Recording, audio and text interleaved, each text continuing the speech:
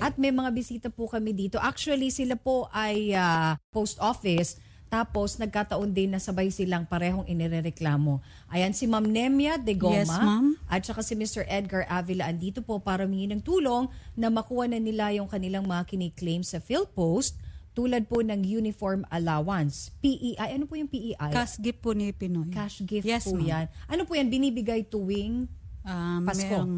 Hindi po. Meron pong election. Pag-eleksyon. Yes. So, tapos na yung eleksyon. Opo. Di ba meron tayong bagong... Supposed to be, dapat naibigay na sa akin. Naibigay na po sa iba. At saka, si sir naman, pareho lang po ba kayo? Uniform allowance din? Opo. Tsaka yung cash gift? Saka po yung kalahati ng bonus po, yung mid-year bonus namin kalahati, ang sabi po, makukuha namin daw October. Bakit October pa?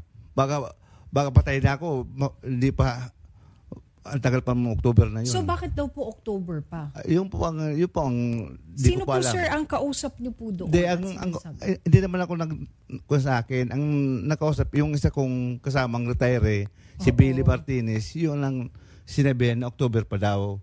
Kaya nagkwento rin sa akin. So, pero ako talaga, clothing allowance ang kwento, ma'am. Ang pinakahabol niyo po, yung clothing allowance. Oo. Sige po sir, at ang sinasabi po nilang dahilan, laging October na daw makatatanggap. Hindi, ang sabi din ng dahilan, at the time of payment ngaya, kami daw retired na. Kasi nagbayad sila po April 16. O di dapat covered pa kayo nun. Matatanggap nyo talaga yun. Yun yung po ang dahilan. Yes, ang hinihingi namin, yung maibigay talaga dapat sa inyo. Oo nga, yun nga po. Oo. Yung sa inyo before that, kaya diba? Yun nga po.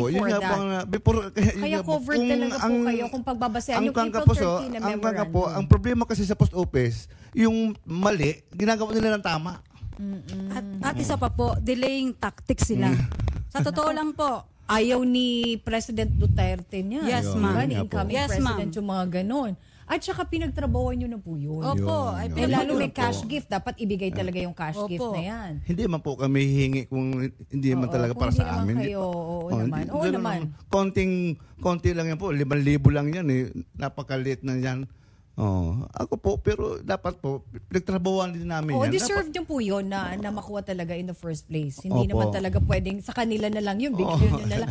Pinagtrabahuhan nyo talaga yun. Yun nga po eh. So yun ang dahilan po kaya napapunta kayo dito. Sige po, tinatawagan namin yung kinaukulan, especially po yung sa chief ng legal ng PhilPost para alamin natin bakit naman pero sinabi po October pa talaga. Ibibigay naman pero October. Yung sa bonus po, na kalahati, October daw. Kasi hindi mo na ako nakausap. Pero doon sa clothing, talagang fix ko yan sila. Oo, kailangan matanggap nyo na yan. Matanggap namin. Para magamit nyo na rin pati. Siyempre may pinaglalaanan. May pinaglalaanan din po kayo niyan, I'm sure. Kami po, kung magsakuan, retired na kami. Si Ma'am ba retired na din? Yes, ma'am.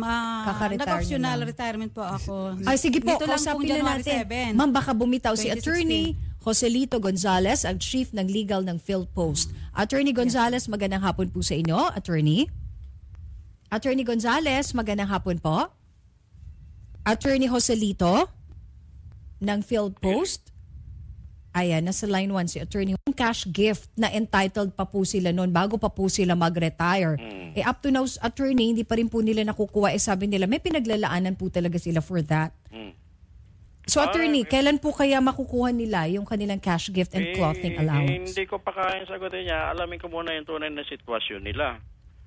Kasi mayroon tayong mga regulasyon na sinusunod dyan tungkol sa pag-release niyan.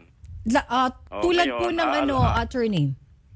Hindi ko hawak yung DBM circular kasi, pero isa sa natatandaan ko ron, kailangan at the time of payment they are still in the service. Yes, actually po, attorney, they are aware of the April 13 memorandum na kung saan yung mga beyond April 13 hindi na sila makakatanggap ng clothing allowance, ng cash gift, etc. Pero sila ay prior to that na nag-retire. So they are still entitled to the clothing allowance pati po dun sa cash gift. Padala mo na lang sa akin yung para makita ko. Parang itong natatanda ko, parang nagawa na itong kay Mr. Avila eh. Para magawa matingnan na. ko kung ano yung mga papeles na sinasabi nila. Ayun, good sir. Better po kung pwede po pasamahan po namin sa reporter itong Okay dalawa lang naming yun. Okay lang. guest dito by next week po, sir. Sige. Wag Wag lang medyo po sandali lang po. Sige po, attorney, wait lang po. May gustong ipahabol si Mr. Edgar Avila. Sige po, sir. Nagkuhan kami, hindi man po siya, kasi siya po, legal kuhan lang siya. Ang kuhan namin, gusto namin yung OIC, si Joel Otara. Yun ang gusto namin Nasa meeting po kasi, Sir Edgar, pero at least may nakausap tayo ngayon. Kasi siya po, hindi ba siya magkadesisyon eh. Oo. Legal. Pero at least po makakatulong sa atin si attorney. Di ba, attorney, at pasasamahan po namin para Siyempre maiparating nyo, attorney, itong concern nila, Siyempre naman. nila Mr. Edgar Avila. In Nakahanda fact, naman tayong tumulong sa mga ganyan eh. Kaya lang, alam mo, may mga tao rin na hindi makaintindi. Sige po, Kaya ma'am. kailangan malinawan Yes, lang. opo, tama po. And si Ma'am Nemia, sige Ma'am Nemia, In pahabol regards po. po dun sa mga payments ng GSIS, since ang tagal na pong problema to, lahat po kami na empleyado problema to, kailangan po sana, bago kami makatanggap ng mga retirement, sana naman po maayos na yung mga payments ng GSIS. Nemia de Goma. Remittances, Nemia at saka de po Goma. yung membership fee namin na kahit tagal na po namin Membership fee po inaasahan. Opo. Since na... So, GSIS concern naman ito, ma'am. Opo. Opa. Tatanong ko lang matagal po, na pong ano po, problema. membership po saan? Membership GSIS fee? membership fee at saka Saan? po yung mga remittances ng loans. Hindi, Kailangan kasi may nabanggit po kayong membership fee. Opo. Ano po, membership fee saan? GSIS po, yung mga membership wala naman namin. po tayong kinukuha ang membership fee sa GSIS. Premium po yun. Yung mga empleyado po, yung mga member po. Opo, mga premium po yun. Ang alam ko po siya ngayon, premium, yes, updated sir. na yung mga premium natin. Ay, gusto po namin. Oo. Sir, gusto po namin. So, bago kami- naibayad na po yun sa GSIS, Hindi. updated na. Ganito po kasi yon. Dati, nung mga previous administrations, nagkaroon talaga ng problema ang income bumagsak ng income ang revenue ng PhilPost. Kaya hindi naman talaga na-remit. Actually, hindi naman naibawas sa kanila. Wala talagang pera. Ngayon, pagpasok ni Post Gen Josie, nakagawa kami doon ng Memorandum of Agreement allowing us to pay by installment yung mga unpaid na premium. So, ang covered na lang, ang hindi lang nababayaran, yung covered ng Memorandum of Agreement na yun. Pero when it comes to the, yung present, yung current, ang pagkakaalam ko, nababayaran na yan. Ma'am, ano pong masasabi niyo doon sa sinabi ni Attorney Sir, Gonzales? gustong-gusto po namin pagka since 4 years pa ako bago mag-retire, sana naman Matagal po. pa pala, ma-update na siguro yun sa Maayos inyo. na po yun na pinagtampo namin. Siyempre, Kailangan po namin naiintindihan po matanggap natin ng yan. maayos din naman po. Maayos din naman po kami nagtrabaho Ayos dyan. na po yan. Ganito po, naaawa din po ako dun sa mga kasamahan ko. Oo. Since na talaga pong hindi sila makapag-loan. Ano po bang problema talaga? Ay, papuntayin po ninyo din sa akin para Ayan, malaman naiyak ko na kung po anong attorney problema si nila. Ma'am Nemia sa Naawa sobrang po ako sama ng since loob. na wala na po ako sa post office. Kasi yung mga ganyan, Sana naman po. Kasi deserve naman talaga nila and actually attorney. naman nila. Wag kayong mag-alala ma'am, yung lahat ng hinaing ninyo, pwede Yes, nating ma'am. iparating sa incoming president para yung ilalagay dyan sa meron na bang nailalagay dyan sa post office? Wala. Meron na ba? Wala pa Wala po pa, ako. di ba? Wala pa, ma'am. Yung maaayos talaga yung inyong pong post office, yung agency dyan sa Philippine Postal pero kung ang Corporation. pag-uusapan po ay sa GSIS, ang alam ko talaga dyan, nakaka-current na. Meron talagang arrears noon na subject ng MOA na yun ay binabayaran by installment, monthly. Sir, may question ako.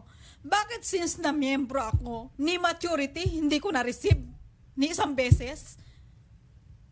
At saka Hindi isa ko po yung alam mga yun, di ba? dividend. Nag-verify po ba kayo sa GSIS kung sino may problema? Hindi po bawal po mag-verify ang may-ari Mga liaison officer lang po ang pwede Yun ang problema. Hindi nyo machi-check kung ang may problema sir, yung bawal field po. post. Pag pupunta po kami ng post office, anong sabi nila?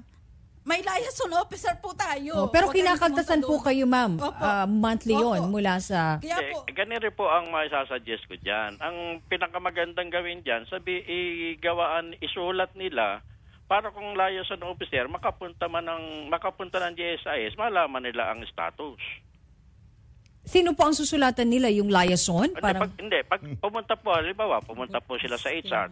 Total, HR yung nag-aasikaso sa GSIS, sa Human Resource Management po namin. Pagkatapos, ilagay nila ron yung mga complaints nila. Yung mga sinasabi lang claim na yung ano yung sinasabi ni...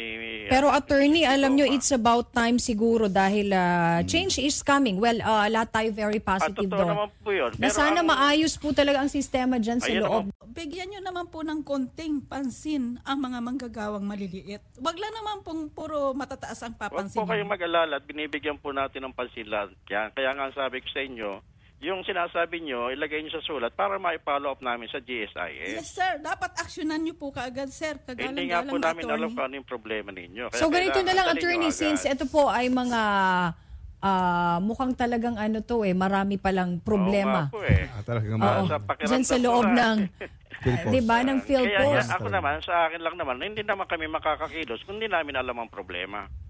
Alam nyo ba, attorney, hindi po makapagsalita yung iba dahil wala pong lakas ng loob. Huwag po kayo matakot. Sabihin po ninyo sa amin, ako naman po may nalalapitan naman po ako ng mga tao ng PhilPost. Narinig naman po ninyo siguro yan. Kaya nga po, Walang problema ako na sa lang po akin. naglakas ng loob, mag-isa pong empleyado. So na salamat tiis naman po, attorney, at ina-acknowledge nyo pala na may mga ganun. At dapat pong ayusin na talaga Kaya nga ito. po, ang alam ko It's nga about po, time. Kawawa inaayos yung na mga yan. empleyado pala ng PhilPost Totoo na naman ganun. po yun.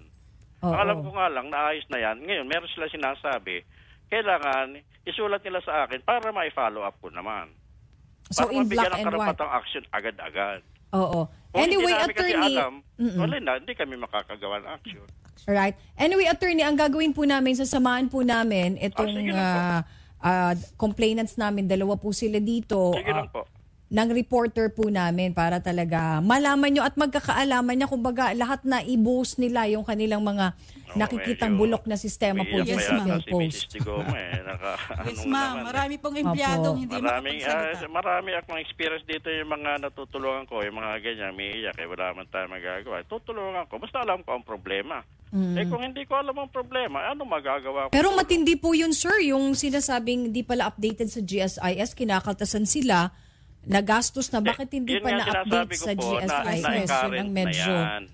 Na-current na yan. Katulad Ang ngayon, problema magre-retire na sila. Attorney po, ang depre po, Opo. bakit kayo nag-refund? Ang ibang empleyado, Ay, hindi ko binibigyan po ng alam refund. yun. Bakit, kung updated dyan, dapat hindi kayo mag-refund.